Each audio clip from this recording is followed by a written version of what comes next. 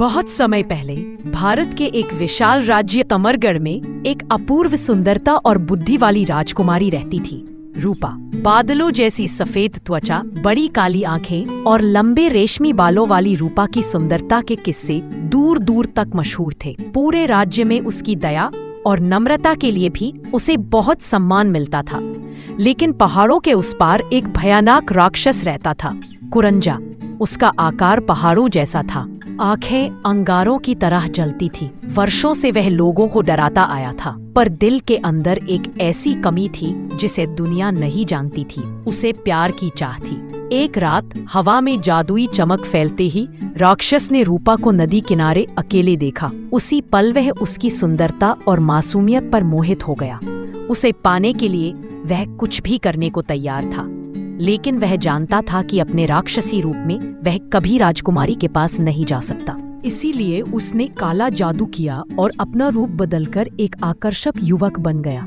चिकने लंबे बाल, तीखी आंखें और चमकदार कवच पहने वह खुद को अरिमान नाम देकर महल में पहुंच गया। वह रोज राजकुमारी के सामने मीठे शब्दों, उपहारों और मदद के बहाने आता रहा। रूपा को उसकी आदतें अजीब लगती थी। उस युवक की आंखों में एक अजीब सी चमक और उसके आसपास हमेशा एक डरावना ठंडा एहसास। इसी दौरान राज्य में एक और नाम प्रसिद्ध था, राजकुमार तेज सिंह।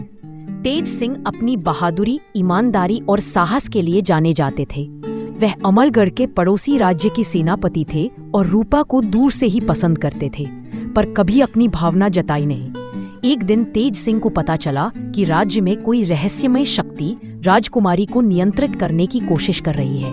वह तुरंत अमरगढ़ पहुंचे। उन्होंने अरिमान को पहली ही नजर में पहचान लिया, क्योंकि उनके पूर्वजों ने इसी राक्षस से वर्षों पहले युद्ध किया था।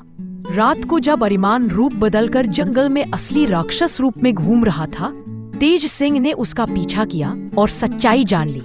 उन्होंने तुरंत महल लौटकर राजा को सब बताया।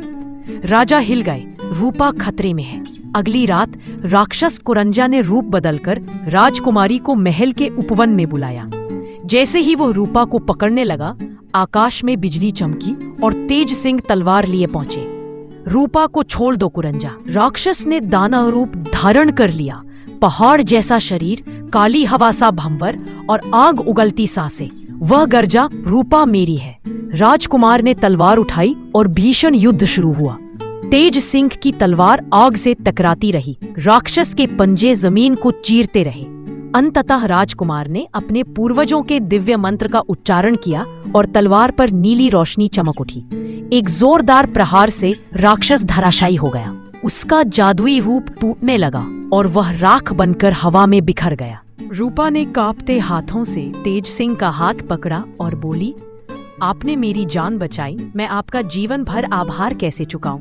राजकुमार मुस्कुराए, मैं बस आपका विश्वास चाहता हूँ राजकुमारी। कुछ महीनों बाद अमरगढ़ का महल फूलों से सजाया गया।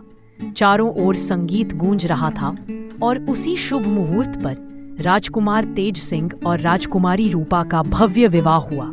लोग कहते हैं कि उस दिन अमरगढ़ के आसमान में भी सितारे मुस्कुरा रहे थे, क्योंकि प्रेम, साहस और अच्छाई ने मिलकर एक अधूरी कहानी को सुंदर अंत दे दिया था।